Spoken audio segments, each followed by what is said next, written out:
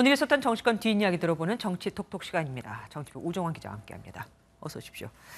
이준석 대표가 안 그래도 윤리 문제로 지금 굉장히 날카로워져 있는데 오늘 배현진 최고위원하고 또 신경전을 벌였습니다. 네, 먼저 두 사람 간에 벌어지고 있는 신경전 쭉 한번 보시겠습니다.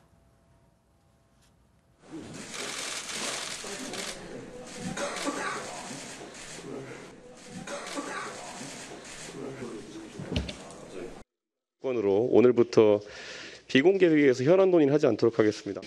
아니 비공개 회의를 이렇게 일방적으로 없애시면 어쩝니까? 비공개 최고위원 회의에서 나온 내용들이 누차 누출되면서 실제로 언론에서 대표님께서 많이 유출을 하시지 발언권을 득하고 않았습니까? 말씀하세요. 스스로도. 뭘 유출시킵니까? 본인이 얘기 제일 많이 하셨어요, 여태까지. 내 얘기를 내가 유출했다고? 내 얘기를 내가 유출했다고? 언론에 나가서 얘기 제일 많이 하셨다고요. 잠깐.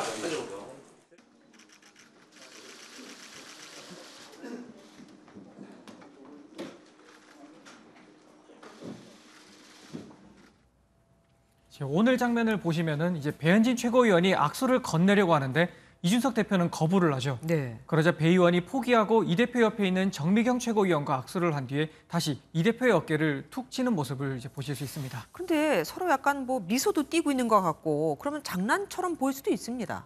언뜻 보면 장난 같죠. 하지만 네. 장난은 아닌 걸로 이제 보입니다. 왜냐하면 이어진 비공개 최고위원회에서 두 사람 간에 거친 설전이 이제 벌어졌기 때문입니다. 또요. 그 배 최고위원이 벌써부터 공천권 가지고 싸운다는 얘기가 나온다. 당을 위해 얘기하면 대표가 좀 들어라. 이렇게 얘기를 하자 이 공천권이라는 단어가 그 자신이 주도하는 혁신위를 겨냥한 걸로 받아들인 이 대표는 아니 지역위원장 뽑는 게 공천이랑 뭔 상관이냐 이렇게 설전을 벌였다고 합니다. 배 최고위원을 보면 겉으로는 웃으면서 이 대표를 상대로 계속 문제를 제기하고 있습니다. 그 특별한 이유가 있을까요? 이 국민의힘 안팎에서는 먼저 앞서 자기 정치를 선언했던 이 대표에 못지않게 이 배현진 최고위원 역시 각을 세우는 이미지를 만들기 위한 자기 정치로 맞서고 있다는 분석이 많이 나오고 있습니다. 네. 여기에 한 국민의힘 관계자는 아무리 최고위원이라도 초선 의원의 독단적인 행동이라고만 보기는 어렵다면서 이른바 윤핵관이 배 최고위원 뒤에 있는 게 아니냐라는 의심을 보내기도 했습니다. 네. 그 지난번처럼 정진석 국회 부의장 같은 연배가 젊은 이 대표와 붙으면 조금 모양이 빠지죠. 네. 하지만 연배가 비슷한 배 최고위원이 이 대표와 붙으면 당대표 위치에 있는 이 대표가 오히려 불리해질 수 있다는 그렇네요. 겁니다. 알겠습니다.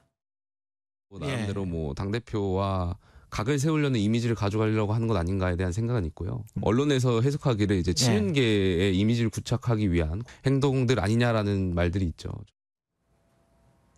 이런 모습을 보고 배현진 최고위원을 영입했던 인물이죠.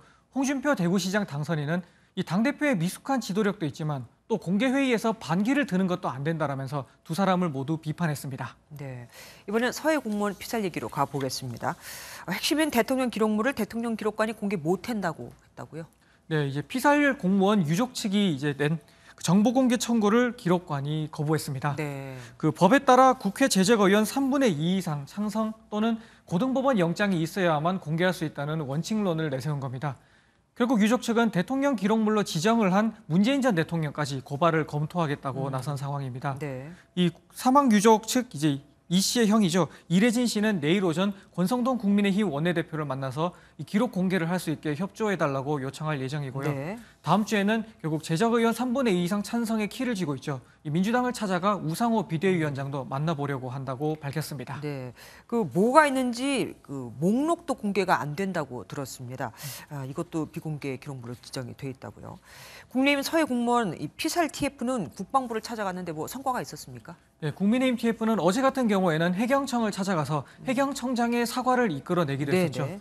그 오늘 국방부 방문에서는 그 앞서 피살 뒤에 소각을 확인했다 해서 갑자기 소각이 추정된다로 낮은 입장을 이제 바꾼 게 당시 서주석 이제 NSC 국가안전보장회의 사무처장의 지시가 있었기 때문이라는 사실을 새롭게 확인했다고 밝혔습니다. 네.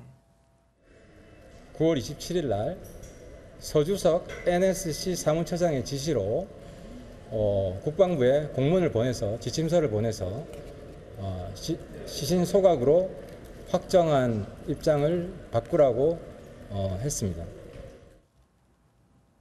이어 유일한 월북 근거라고 하는 거죠. 이 감청 정보가 7시간에 수백 페이지 분량이나 되는데 이 월북이라는 표현은 딱 한 문장밖에 나오지 않는다는 사실도 확인했다고 밝혔습니다. 딱 한 번 나왔다. 그리고 문재인 정부가 운영했던 청와대 국민청원 결국 없어집니까? 네, 대통령실은 기존의 청와대 국민청원을 대체할 국민제안이라는 이제 홈페이지를 새롭게 공개했습니다. 네. 그 기존의 청와대 국민청원이 청원 내용을 외부로 공개함으로써 그 여론몰이용으로 변질됐기 때문에 폐지한다고 네. 입장을 밝힌 겁니다. 20만 건 이상의 동의건에 대해서만 선별적으로 답변하면서 대다수 민원은 답변을 민원 입장에서 받지 못한 채 사장된다는 지적도 있었습니다. 대신에 새로운 국민제안은 청원법에 따라 비공개 원칙으로 또 여론 왜곡이나 매크로 조작 같은 것을 막기 위한 100% 실명제로 또 특정 집단 이익을 대변하는 댓글은 제한한다고 밝혔습니다. 여기에 국민청원처럼 20만 명이라는 답변을 채우지 않아도 모두가 답변을 받을 수 있게 한다고 밝혔습니다.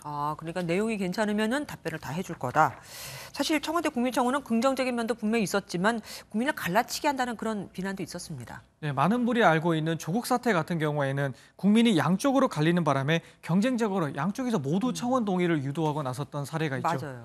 또 민식이법 같은 경우에는 이제 이슈벌이에 따라서 법이 만들어졌지만 그 결과 설익은 입법이 됐다는 논란을 일으키기도 했었습니다. 반면에 N번방 사건 같은 경우에는 이제 22만 명 동의로 수사에 동력이 생겼고 그 결과 조주빈, 문영욱 같은 주범들이 체포되고 또 처벌을 받는 이제 긍정적인 효과를 이끌어냈다는 이제 평가도 많이 나오고 있죠. 네. 그 국민을 갈라치기 하기보다는 국민의 삶에 실질적으로 도움이 되어야 한다는 취지는 살려야겠지만 반면에 말씀드린 N번방처럼 청원 공개로 이제 긍정적인 여론이 만들어질 수 있는 길을 막는 게 아니냐 이런 우려도 같이 나오고 있습니다. 그러니까요. 장점만 살리기가 참 쉽지 않습니다. 정치부 오정환 기자와 함께했습니다. 고맙습니다.